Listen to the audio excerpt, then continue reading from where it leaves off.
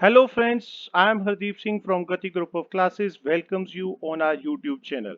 Guys, this video also made in Hindi language where you can have that on our channel and the link is given in the description.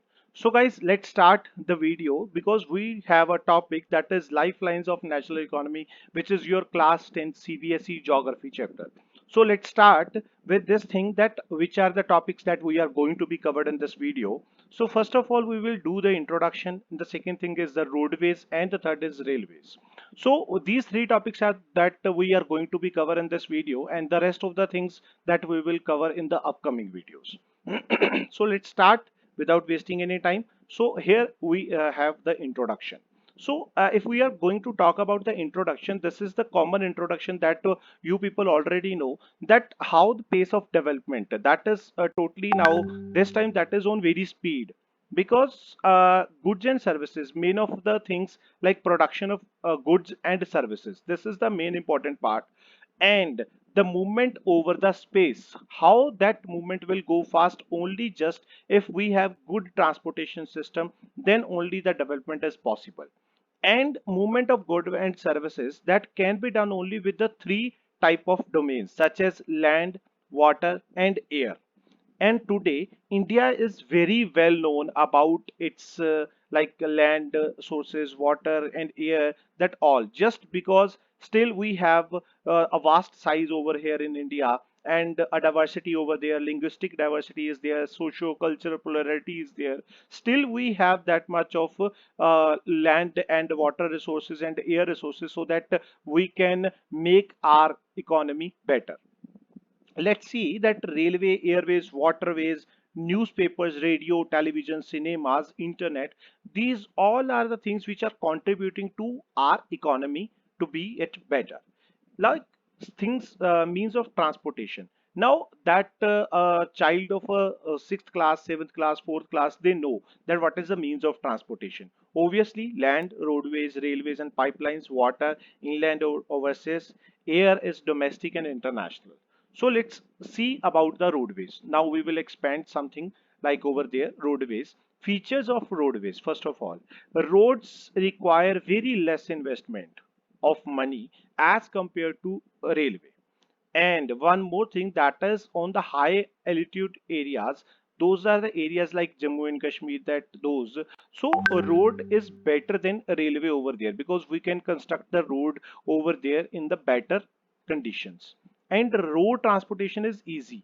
And even every common man can they can handle it. And moreover, it is available for 24 hours. It never stopped.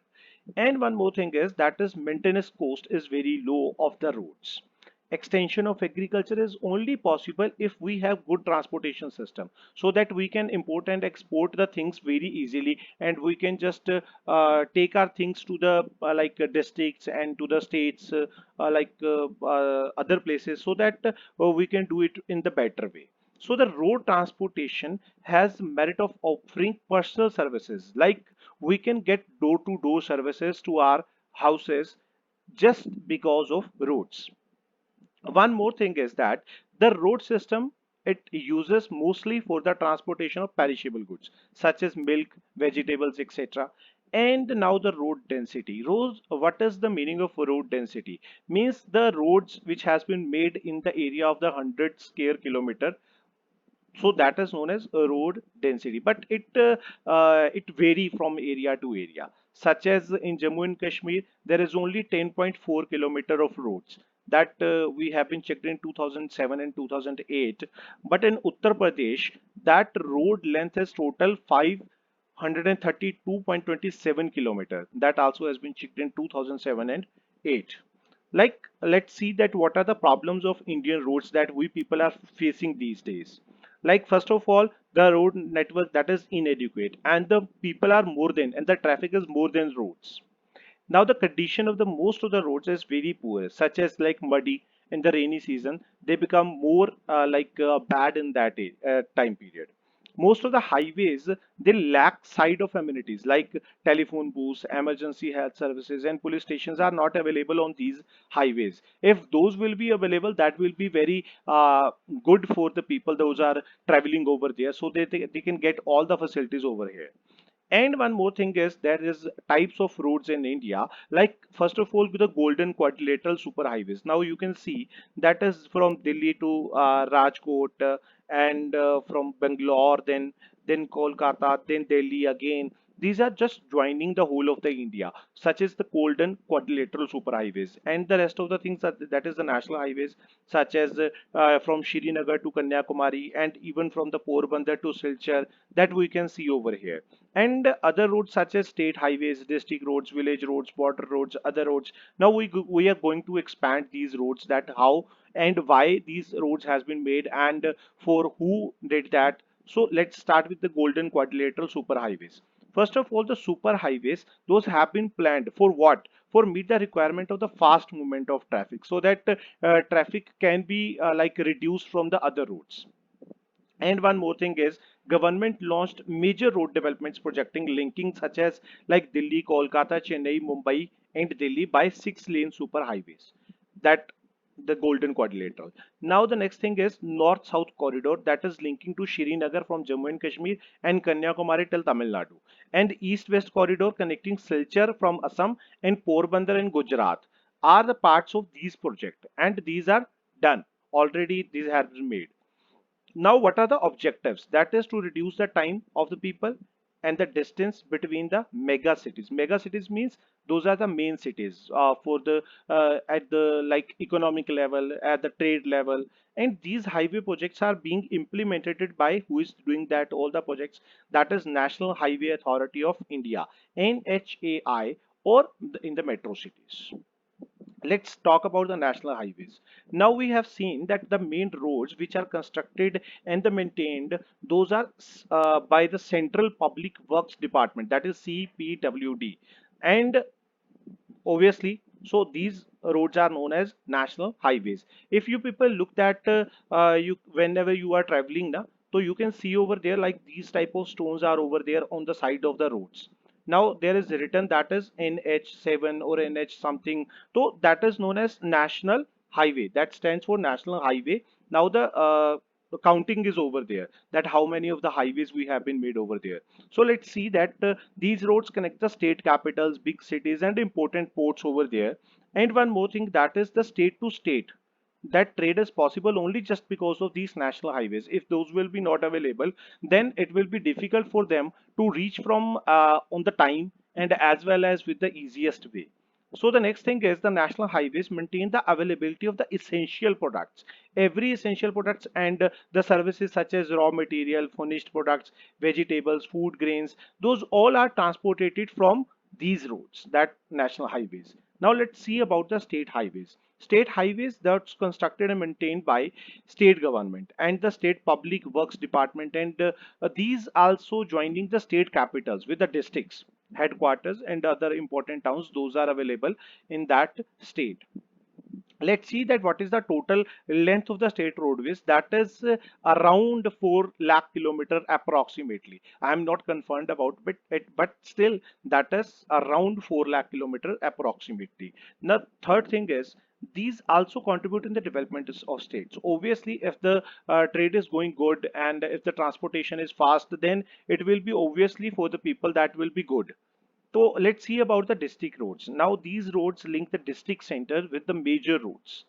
So major roads, the total length is nearly about 6 lakh kilometers in these district roads.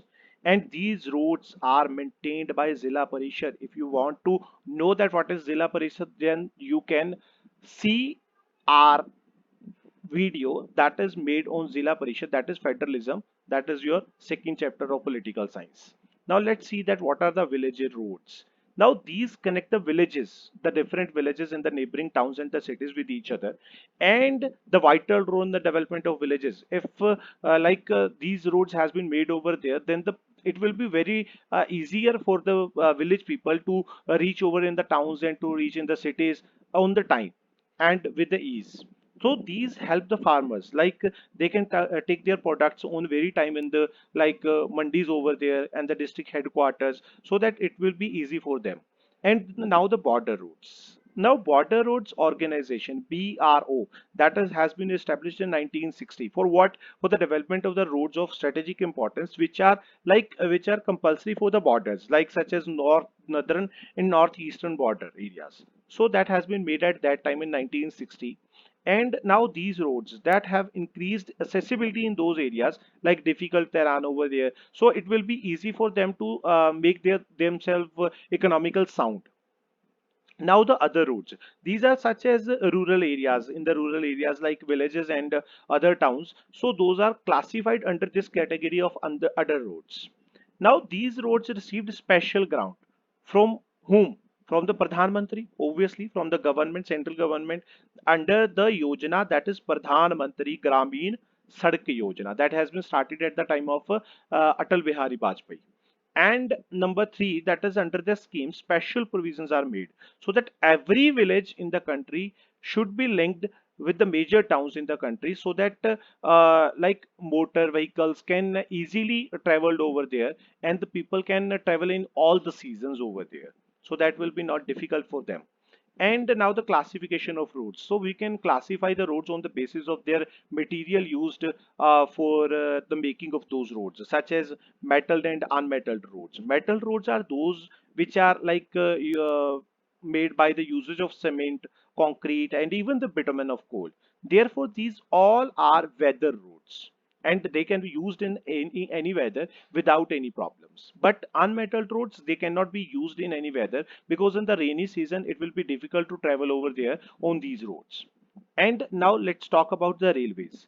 So railways, we have the Indian Railways, that much of the railway plan tracks over there in India. So we can see over here in the maps.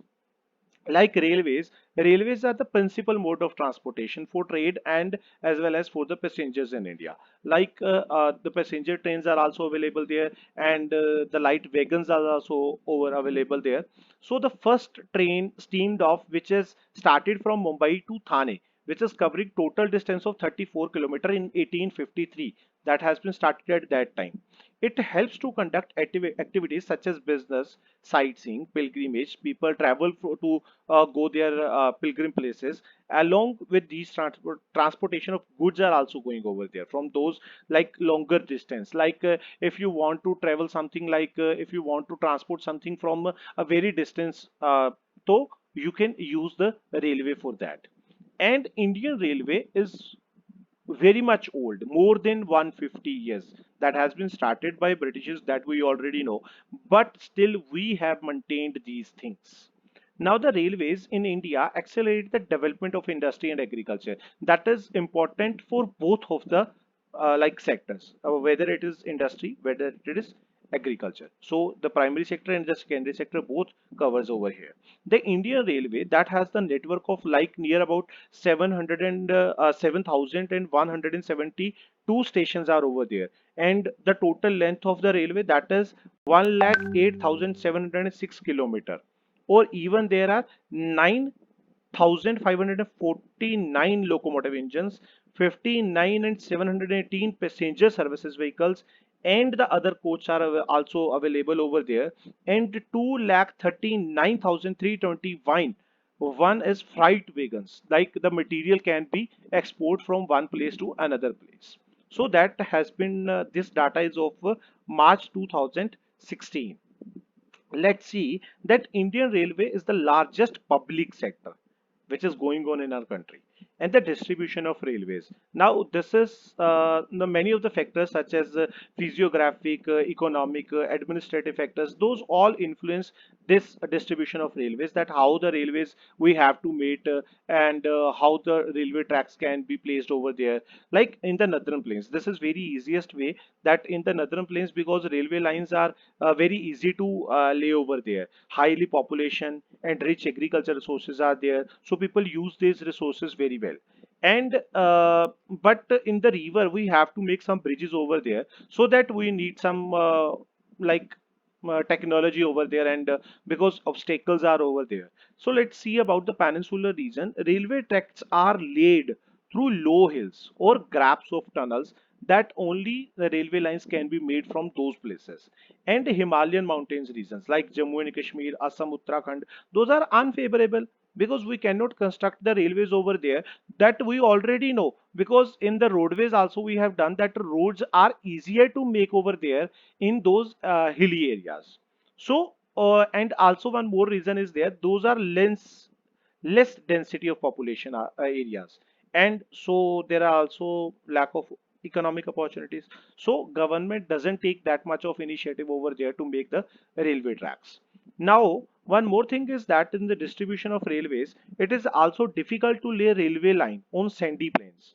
Like that is also difficult over there, like in Madhya Pradesh, Chhattisgarh, Odisha, Jharkhand, and even the forested areas, like the continuous stretch of Shaidri that can be crossed only through gaps and passes, such as that stretch has been made so that only ghats, those gaps and passes, those can be helpful for the making of railways. Like in the recent times, development of the Konkan railway that has been started along with the west coast, that is for the movement of passengers and goods, so that economic region of that India that can be well economically be sound. So let's start with the, it has also faced a number of problems such as sinking of tracks and landslides also. So other problems such as tracks are very old, now they can be replaced, and many passengers don't travels without tickets, and people pull chains without any reason, unnecessarily. They just want to just to enjoy the moment that how they will pull the chain and the train will stop. But still, though, because of that, trains always becomes late, and it will be a heavy loss for the railways. Frequent accident also reason to great loss to the railways. And airways, this is the most important thing that becomes a tough competition for the railways. So guys, this is our topic that we have covered in this video. If you like the video, then please like it, share among your friends, and please hit the bell icon and subscribe our channel so that you can get all the notification on time. Thank you guys. Bye bye everyone.